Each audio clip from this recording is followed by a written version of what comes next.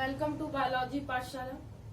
Today's class is dedicated 10th class student और आज की पाठशाला में हम बात करेंगे सेट नंबर 3 की।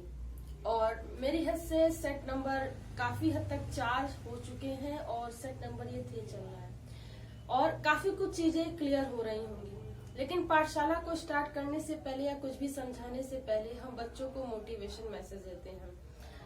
मेरे प्यारे बच्चों, मेरा मानना है कि लाइफ में मोटिवेशन मैसेज एक रेमेडी की तरीके काम करता है और आज की सीरीज का मोटिवेशन मैसेज कुछ इस तरीके से है कि मेरे प्यारे बच्चों, हमें प्रत्येक क्षण अपने आप को एनालाइज करना चाहिए और अगर हमारे अंदर कोई कमी है या कोई गुण या दोष अवदोष है तो उसे दूर करना चाहिए। गुण है उन क्वालिटियों को बढ़ाना चाहिए और अवगुण है तो उन्हें एनालाइज करना चाहिए और इसी के साथ जीवन में आगे बढ़ते रहना चाहिए और प्रयास करते रहना चाहिए।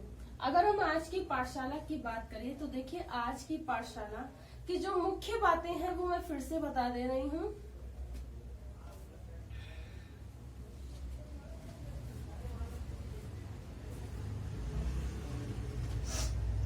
आज की पाठशाला की जो मुख्य बातें हैं दैट इज सेट नंबर 3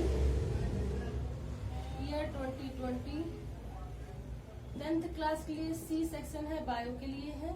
ये बात तो मुख्य आपको बेटा पता ही होनी चाहिए। क्या होनी चाहिए? पता होनी चाहिए। चलिए देखते हैं। कहता है कि कहाँ पे है सेट नंबर, कह रहा है कि पराग कोश में होते हैं। बहुत अच्छा एग्जाम्पल है। पराग कोश में होते हैं, पराग कोश में होते हैं।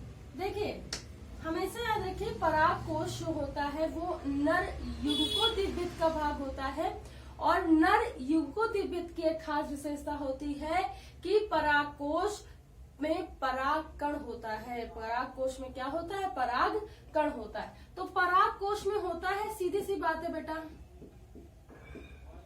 पराग कण होंगे, है ना बेटा। और पराग कण में मेरे प्यारे बच्चों ये कैसा भाग है? नर पादप या पुष्प का भाग है। ये इतनी बातें याद रखना। हालांकि आपका प्रश्न पराग कोश में होता है, पराग कण सीमित है, लेकिन हो सकता है आने वाले बोर्ड के पेपर में ऐसा कुछ भी क्वेश्चन पूछ लिया जाए। नर जो पादप होता है या मादा पादप होता है वो हम अगर ये कहें कि आगुणित, ठीक है, या हेप्लॉइड होते हैं, तो ये भी आप याद रखेंगे कि हेप्लॉइड होते हैं। क्या होते हैं? आगुणित होते हैं। खास क्वेश्चन देखिए, आपसे क्वेश्चन पूछा गया है कि पादप में जाइलम, बहुत ज्यादा पूछा जाने वाला क्वेश्चन। जितने सेट लगाए हैं उसमें से सब में ये क्वेश्चन पूछा गया है, इतना प्रोमिनेंट है, तो आप समझ सकते हैं कि ये कितना ज्यादा आवश्यक क्वेश्चन है। कह रहा है कि पादप में जाइलम जो होता है, जा से जाइलम, जा से जल। हम सारे बच्चों को, जो भी हमें जानते हैं, उनको पता है कि हम ऐसे ही याद कराते, जा से जाइलम, जा से जल। जल का संवहन किसमें होता है? जल का संवहन जाइलम करता है, ठीक है। और फा से फल, यानी फा से फल और फा से फूड, इसका जो संवहन करता है वो हमेशा फ्लोएम करता है। तो पादपों में जाइलम का संवहन या इसका मुख्य कार्य क्या होता है? देखिए, इसका मुख्य कार्य बेटा एक ही होता है कि बेटा जल का संवहन करता है। बच्चों, ये किसका करता है? जल का संवहन करता है। कैसा? ये वेस्कुलर बंडल का पार्ट है, संवहनी ऊतक का पार्ट होता है, भाग होता है। कह रहा मस्तिष्क उत्तरदायी होता है। देखा, अगर हम आपको बताएं बच्चों, तो बहुत सारी चीजें होती हैं जो मस्तिष्क के अलग अलग पार्ट के द्वारा निर्धारित होती हैं और बहुत सारी चीजें इसके द्वारा रेगुलेट भी होती हैं। जैसे सोचने का कार्य भी मस्तिष्क के द्वारा होता है, सोचने का। ठीक, शरीर में संतुलन का कार्य भी पूरी तरीके से मस्तिष्क के द्वारा होता है। हृदय का स्पंदन जो होता है वो भी मस्तिष्क के द्वारा होता है बच्चा। ये सभी कार्य जो हो रहे हैं ये मस्तिष्क के द्वारा हो रहे हैं। ये सारी चीजें क्या हो रही है? मस्तिष्क के द्वारा हो रही हैं। गला बहुत ज्यादा बैठ गया है, 12 घंटे लगातार स्पीच देनी पड़ रही है।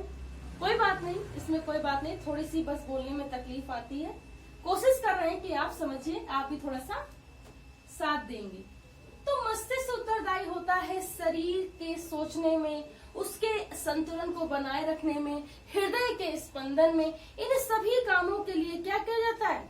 और अगर हम बात करें कि ताप का नियंत्रण, तो देखिए एक क्वेश्चन और आता है जिसे ताप का नियंत्रण पूछ लिया जाए, तो ताप का नियंत्रण जो होता है वो हाइपोथैलेमस के द्वारा होता है। हीट टार तो हाइपोथैलेमस में भी, तो इस तरीके से आप इसे याद कर सकते हैं। अगर हम बात करें कि जैसे श्वसन की क्रिया है ये कहाँ से नियंत्रित होती है, तो श्वसन की क्रिया मेडुला ऑब्लोंगेटा के द्वारा नियंत्रित होती है। ये भी क्वेश्चन पूछा गया है। अब देखिए घा क्या कह रहा है आपसे, कहता है समजात अंगों का उदाहरण है। समजात जो क्या हो ऐसे अंग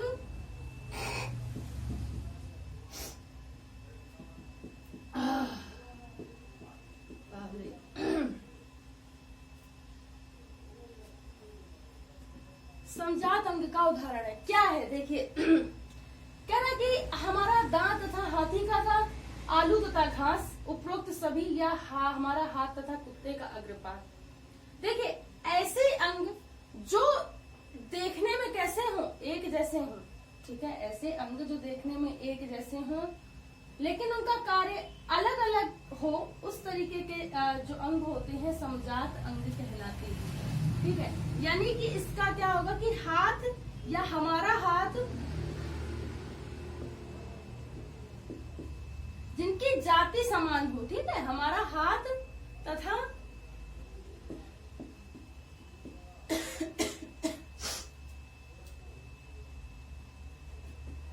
कुत्ते का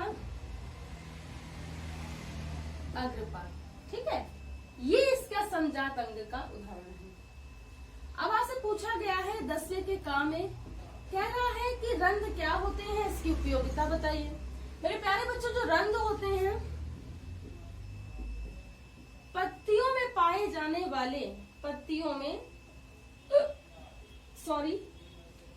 पाए जाने वाले छोटे छोटे छोटे छोटे छोटे छोटे छोटे छोटे सूक्ष्म जो छिद्र होते हैं, क्या होते हैं, सूक्ष्म छिद्र होते हैं बच्चों, उन्हीं को कहते हैं रंध्र। क्या बोलते हैं, रंध्र।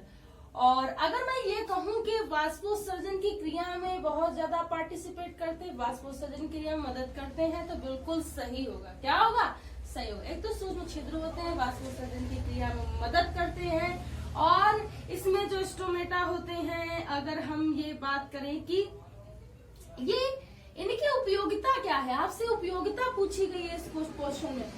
वाष्पोत्सर्जन की क्रिया में पार्टिसिपेट करते हैं, सहायता करते हैं, और स्टोमेटा के बंद होने तथा खुलने में काफी ज्यादा मदद करेंगे। यानी कि क्या होता है, जब रंध्र खुलते हैं, पहले तो समझो कि खुलते कब है, जब गार्ड सेल की टर्गिडिटी होगी, टर्गिड होंगे, ठीक, तो जब ये खुलेंगे तो क्या होगा, दिन होगा, क्या होगा, दिन के समय में, और जब ये खुलेंगे तो वाष्पोत्सर्जन की क्रिया क्या होगी, तेज, क्या होगी, तेज, यानी कि प्लस, तेज मतलब प्लस, यानी कि जब रंध्र खुलते हैं दिन का समय होता है, वाष्पोत्सर्जन अधिक होता है। अगर ये रंध्र, दूसरा पॉइंट देखिए, अगर ये रंध्र ना खुले या कम खुले, अल्प खुले, दोनों बातें, तो क्या होगा, रात का समय होगा, कैसे हो जाएंगी, फ्लैसिड हो जाएंगी, the guard cell will be a flaccid है, और इसमें वाष्पोत्सर्जन क्या होगा, कम होगा या अल्प मात्रा में होगा, ये आपको बताना है। ये क्या करना, आपको 2 नंबर में बताना। कह रहा है कि दंत क्षरण से आप क्या समझते हैं। देखिए विन्यास पूछा था तब क्षरण पूछा गया है। देखिए दिन प्रतिदिन क्वेश्चन कैसे आते जा रहे हैं। दंत क्षरण, दंत मतलब दांत, क्षरण का मतलब उसका गिरना या कम होना। अब कम कैसे होंगे भाई, कोई ऐसी तो चीज नहीं कि हथौड़ा हमारा कम हो गया, ऐसा तो होता नहीं, मतलब ऐसी कोई टेक्निक ही नहीं बनी है। यानी कि दंत का अपनी प्राकृतिक अवस्था में किसी भी कमी से, ठीक है, बहुत सारी डिसीज होती हैं, उसकी कमी से गिरना दंत क्षरण कहलाता है। और ये कैल्शियम तथा पोटेशियम की कमी से होता है। किससे होता है, कैल्शियम तथा पोटेशियम की कमी होती है। और एक मुझे पर्टिकुलर क्लोरोसिस करके कोई डिसीज होती है, उस डिसीज से भी दंत क्षरण हो जाता है और पोटेशियम की, कैल्शियम की मात्रा से काफी ज्यादा दंत क्षरण होता है। तो दंत क्षरण के बारे में आप इतना लिख सकते हैं और बता सकते हैं कि जब दंत क्षरण होता है, मान लीजिए कि बहुत ज्यादा दांत जब दंत क्षरण होते हैं कमजोर भी हो जाते हैं, ठीक है, कमजोर हो जाएंगे, प्रॉपर उनका